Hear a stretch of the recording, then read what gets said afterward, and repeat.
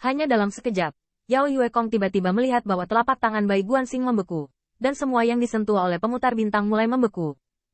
Pelatihan boneka emas hitam yang awalnya keras hingga ekstrim dibekukan lapis demi lapis, dan boneka Jiuli yang perkasa juga dibekukan. Tato Dao yang terbakar hingga ekstrim disegel oleh es, ditutupi dengan es, dan es menjadi lebih tebal dan secara bertahap tertutup salju dan es. Prestise kekaisaran yang menghancurkan dunia sebenarnya ditekan oleh es dan salju. Leluhur berdarah dan Yukianer ketakutan.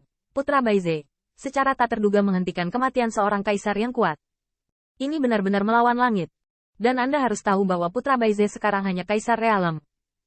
Yukianer tidak lagi meragukan bahwa di masa lalu yang jauh itu, Putra Baize benar-benar orang kuat yang dapat bersaing dengan guru dan dewa-dewa lainnya. Di bawah es, semuanya tampak tenang kembali. Hanya mata putih dan biru Bai Guanxing yang sangat tenang. Tepatnya, mata itu kejam dan dingin. Tetapi di bawah rasa dingin itu, ada nyala api yang berdebar-debar. Apa yang saya inginkan, tidak ada yang bisa menghancurkan. Orang-orang yang tidak mengerti Bai Guanxing dalam kalimat ini mungkin hanya berpikir bahwa ini hanyalah teriakan sombong dari bawah kebijaksanaan surgawi. Tapi Yao Yuekong gemetar ketika dia mendengarnya. Kaisar boneka sangat giok dan batu terbakar. Bukankah dia dan umat manusia akan memimpin kekacauan ke tanah leluhurnya, dan akan sulit untuk kembali ke kampung halamannya mulai sekarang? Dan dia tidak akan diinjak-injak oleh orang asing. Belum lagi ras manusia, bahkan Bai Guanxing sendiri. Apa tindakan pertama yang dia lihat ketika dia bangun dalam hidup ini? Itu adalah roda surga yang dia ikuti dan dihancurkan oleh leluhur hitam. Jika bisa disimpan, bagaimana bisa Putra Baize rela menyaksikan roda surga dihancurkan?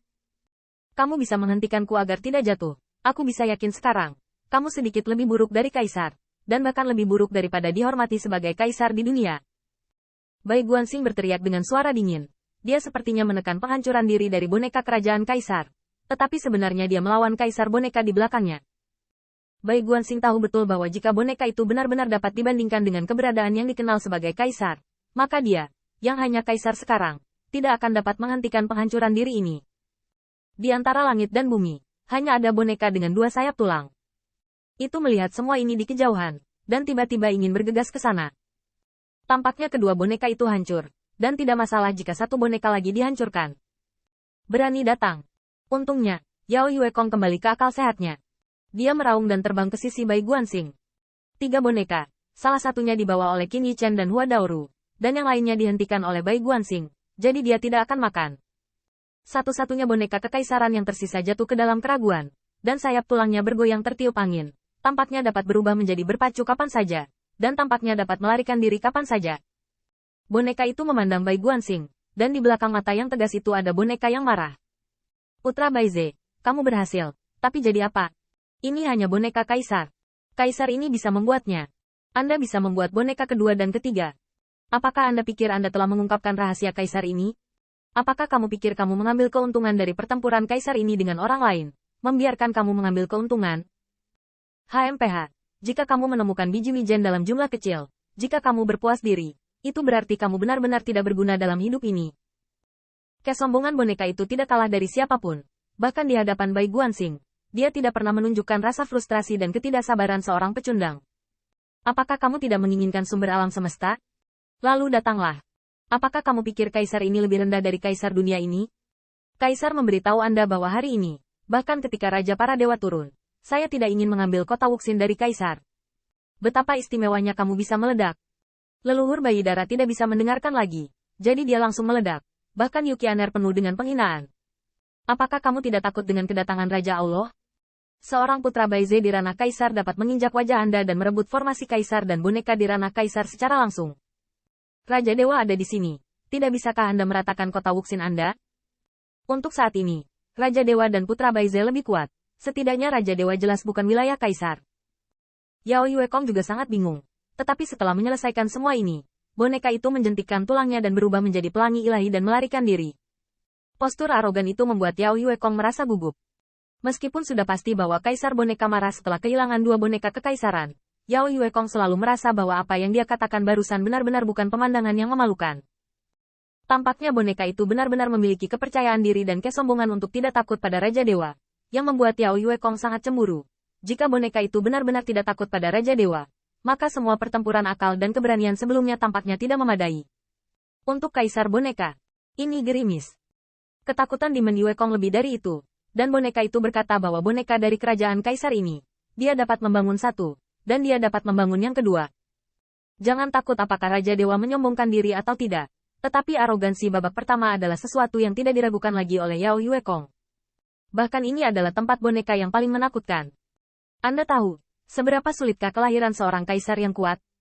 Keberuntungan, bakat, kerja keras, dan bahkan latar belakang, yaitu kultivasi dan warisan yang dapat Anda nikmati dari latar belakang Anda, sangat penting. Mungkin untuk keberadaan seperti leluhur Hei, dengan kekuatannya, sangatlah mungkin untuk mengumpulkan murid dari alam kaisar untuk memperjuangkannya dalam waktu singkat, dan bahkan inkarnasi dari leluhur Hei dapat melakukannya.